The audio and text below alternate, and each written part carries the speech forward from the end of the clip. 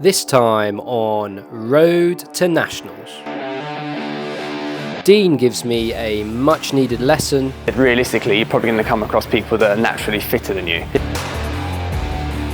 Badminton England deliver some devastating news. You've got to be kidding me. And my journey is almost over right at the start.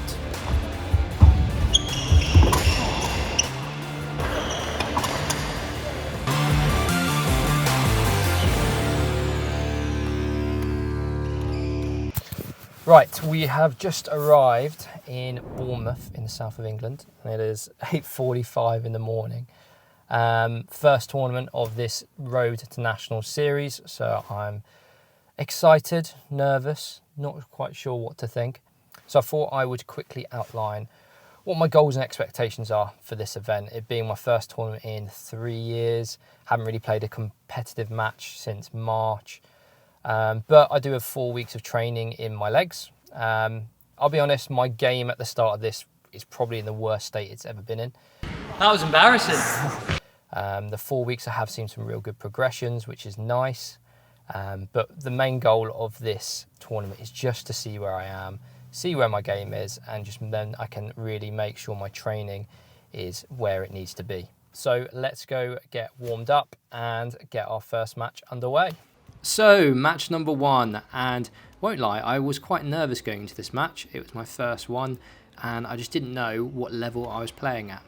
And I won't lie, my opponent got some really good shots off right from the start, and it sort of made me have to change my tactics a little bit. It was quite a hard hall to lift in to begin with. The shuttles were really quick, so I had to have a big focus on my lift height and depth just to get some control, which I did. I got some really nice shots off nice early on, and that sort of settled my nerves down quite a lot, which was a nice feeling. I think sometimes I can sort of go for it too early right at the start in my first game and actually not take that time to get used to the conditions and the scenario and almost kind of build myself into the match. But this was a really good first game. I was really happy with how I played and moved on to the next. So, match number two, and this was a big shock to the system. Then my opponent came out the gates really quick. He's a much faster player, and it took me quite a while to adjust to this new speed. He got some really good shots off straight away, and I think I even went three or four love down here. So I really had to sort of take my time, change my tactics, and work on how I was going to play this guy. But my main focus here was to try and get control of the net, get that lift, and then use my attack, which has been really good so far. Because it's quite hard to lift in this hall with the speed of the shuttle, getting control of the net early is absolutely pivotal, and I ended up doing this really well. I got back into the game quite quickly and actually managed to move on from there and take control of the first set. And I always find it's quite important when you play someone quicker than you, you've either got to try and slow them down or you've got to speed up and match them. And that's what I started to do here. I managed to control the pace of the game, get him to play the pace I wanted, and then I felt much more in control of all of the rallies.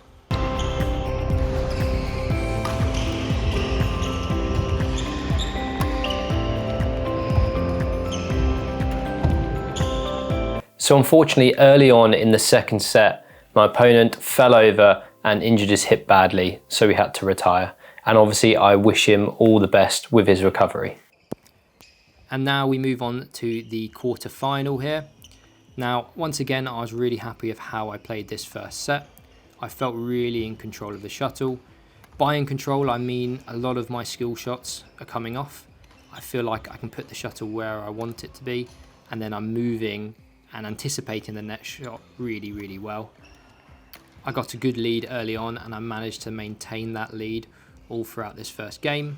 Once again, my overhead shots were going really well, my attack was really nice, which I think is so pivotal in a hall like this because the lifting's so difficult. So if I can add pressure from the back of the court, it means they're going to be even more nervous about lifting, and then I can push my base up and take control of the net. Now this second set was an interesting one because there was a slight change of speed in the shuttle. It actually got even quicker from the end I was hitting in, and taking control of those lifts was now even harder, and it took me some time to get used to this. My opponent also played a far better style in this game. He was rallying me a lot more, being quite simple with his game, but it was really, really effective. And as you can see here, it's the first time I've really felt physically tired. I had to take a little break, and it's sort of just a big good reminder for me that I'm not there physically yet. I've still got a long way to go with the physicality of singles. This was just one rally, and to be able to play a 3-setter was going to be quite difficult.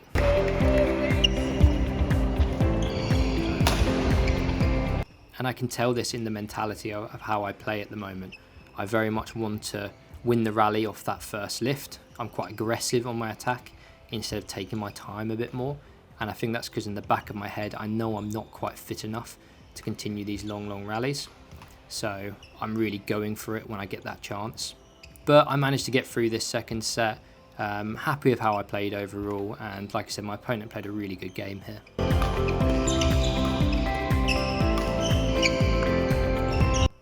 And now we're on day 2 in the semi-finals, and I actually started this one off not nervous, but I could tell I was trying to force the rallies a bit too much. I made a lot of errors, I'd say, from the back of the court on my attack, whereas on day 1 my attack was really, really good.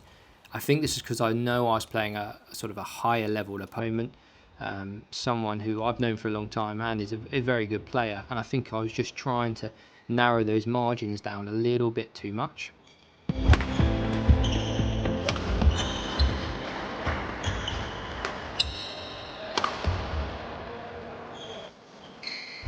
So I had to play a little bit of a more conservative style, particularly from the back of the court. I didn't try and rush it too much because I knew the radar of my attack wasn't quite going as well as it could. And once again, I played some really good net here, forcing those lifts, and then when I did get that shorter attack, I put the shuttle away really well. And we had some really good rallies. I really enjoyed this game. It was quite a tough physical one, but it was really played in good spirits, and I was really happy with the level I managed to reach here.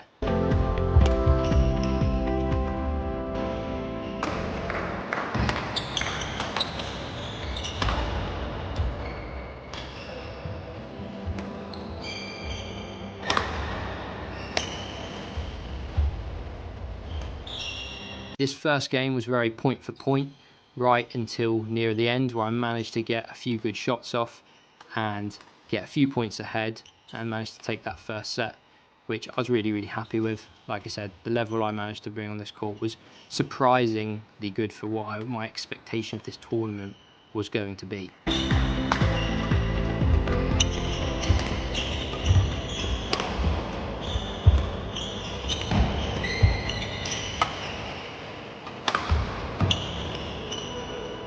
And this is where things went downhill. So I took a nasty slip there, hurt my Achilles. I didn't feel it go, but I felt a lot of pain. And we moved courts because it was quite slippy, and I tried to play on. But as you can see, when I was anytime I jumped, I felt quite a lot of pain in that Achilles. And I just decided this early on, it wasn't worth pushing it, so I retired. So it's been 2 weeks since the Dorset Senior Gold, and a lot has happened. Firstly, I am okay. I just had a small strain on my Achilles tendon. It's going to be okay. I'm just doing some rehab, and I am back on court as we speak. Second, me and Dean released our online coaching platform. So if you haven't checked that out, make sure you check it out in the link in the description. And finally, out of the blue, we got this message from Badminton England.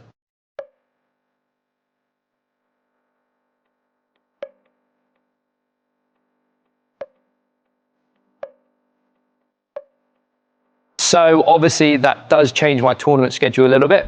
It's now complete, adding in the Yorkshire Senior Silver, the Irish International and the Welsh International. So I'm happy with my tournaments now. It's going to be a bit of a crazy November, but it looks like I'm well on track for qualification. So let's get back to training, and we're starting in the gym. So we are in the gym. Now, what I'm going to take you through is not all the different training principles you can do in the gym. I'm going to take you through the few I am using to improve my game based on the areas I know I need to get better at. So I do know I am not the world's best badminton strength and conditioning coach, but my knowledge comes from my university degree, my personal training qualifications, and just my love of the game and understanding how we can improve ourselves physically. Now that being said, let's get started. So the first main principle I'm using in the gym is building explosive power. Now, in its most simple form, explosive power is strength times speed. We are essentially trying to produce a force as fast as we can. So why explosive power? Well, obviously we want to move fast around the court. Now that isn't just straight line sprinting. We've got to do movements such as change of direction, explosive jumps, and we've got to really drive into the floor to push off in a different direction. Now that's all adding force into the ground, and that's where the power comes in. So to move fast around the court, we need to be powerful. So how am I going to train it? Well, I'm going to train it in two different ways. Way number one is by taking each principle, strength and speed, and training them individually. For example, I could be doing a few exercises that really focus purely on strength with low reps and a very high weight. And then I could also be doing a few exercises that are mainly just speed based, mainly focusing on that short reaction time, bouncing off the ground with no weight at all. So the other way I can do it is actually working on them at the same time. So that'll be moving a small weight as fast as I can for every rep. An example of this might be a barbell squat jump, where I may only have 30 kilograms on the bar, but I'm working on dropping down and exploding up as fast as I can and moving that weight. So a lot of my training isn't actually going to be focused on how high I can jump, because in a game of badminton, we just don't have time to bend these knees to drive up and jump as high as we can. The only time really is for a jump smash. So a lot of the focus is actually going to be on those ankles and being able to generate force quickly through the floor to explode and push off in a different direction. So ankle stiffness and flexibility is going to be essential for this, because I really want to get a good balance between time spent on the floor generating force and speed pushing off to change direction. Now obviously I am going to have a focus on strength and speed, but as we mentioned in episode 1, I went through quite a big period of trying to just get a lot stronger. So actually a lot of my kind of focus is going to be maintaining my strength and really trying to up that speed that then is going to produce an increase in overall power. But this might not be the same for you, so it's worth having a look at yourself, understanding your experience in the gym, what you've been doing previously. Is it strength you need to focus on? Is it speed, or actually can you work on both of them at the same time? So we're going to come back to the second principle in the gym that we're going to focus on in a minute, but I'm actually now off for my first one-to-one lesson in a long time with Dean, so let's go over and check that out. So we're here and I've got my very first individual session in almost 10 years.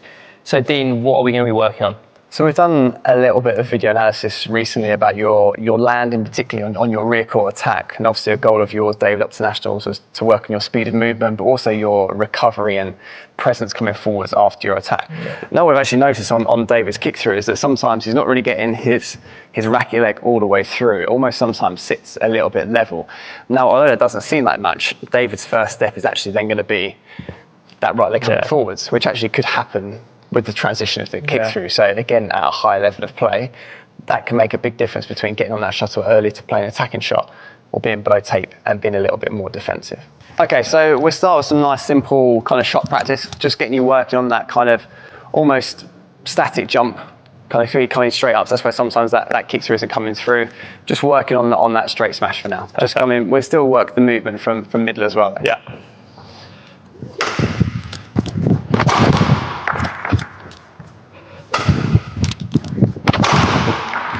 Right up.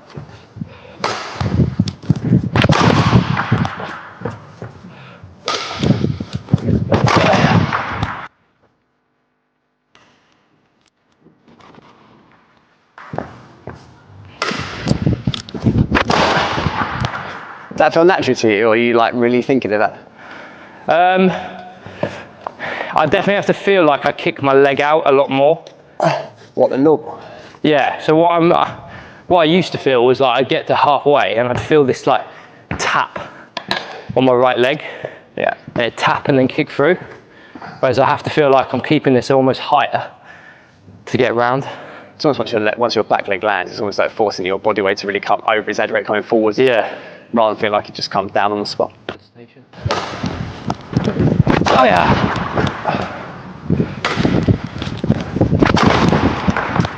Feels alright, I just don't never know if it's doing anything in terms of it feels a bit forced in a way. But it will have to be at the start because it's not. I don't think it's still natural for you. Yeah. Like it's like I said, it's more when you have time that you then it's when you set. When it's a flatter lift, I think because you know you have to get a bit more of a wiggle on to get forwards, that you naturally do it a little bit more when you're here. It's more when you have time to set. I think also if you go back to your game, we've always talked about your slices being a massive asset. Yeah.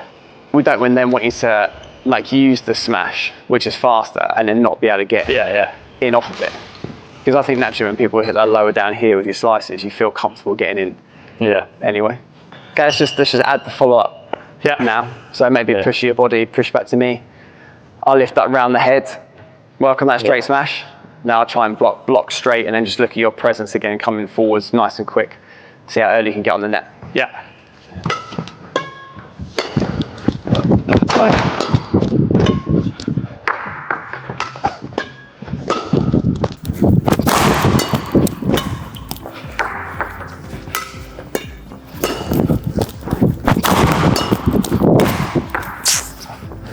When you feel like you're giving it full smash and follow.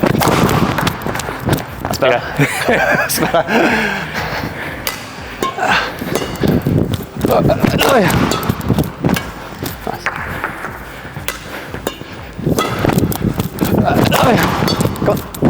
Nice. It's interesting because off all those lifts, normally I wouldn't try and jump high. I'd move slightly slower and do like an off the floor kick through. But it's feeling good like this. I think also if you come back to like what your goals are, as we said, realistically, you're probably going to come across people that are naturally fitter than you. Yeah. So if you're not getting up there, your shot's not going to be as steep. Yeah. You're not going to apply as much pressure. No. It's almost like more energy in the short term, but saving longer because hopefully you're applying more pressure and the rallies will be a bit shorter. Yeah, no, definitely. Okay. Nice.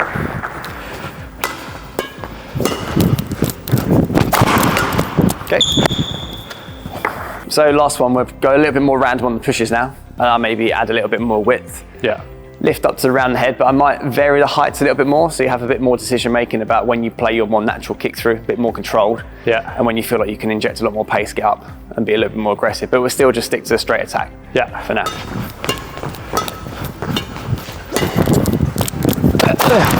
Good.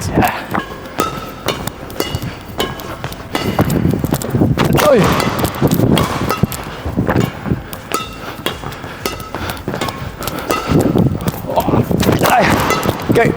Nice.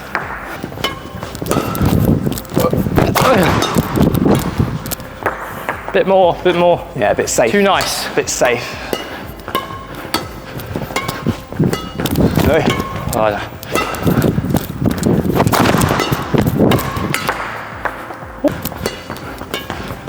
Okay, just follow up.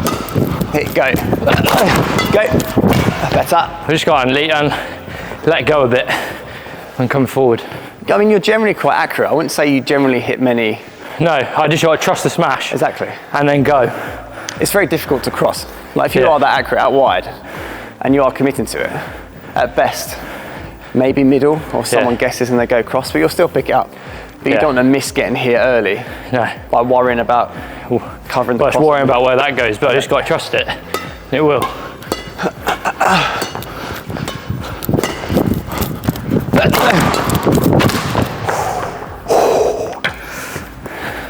Don't forget that doesn't always have to be hard there. If I'm picking it up from here, just a little hold. You can hold it off or just quick turns.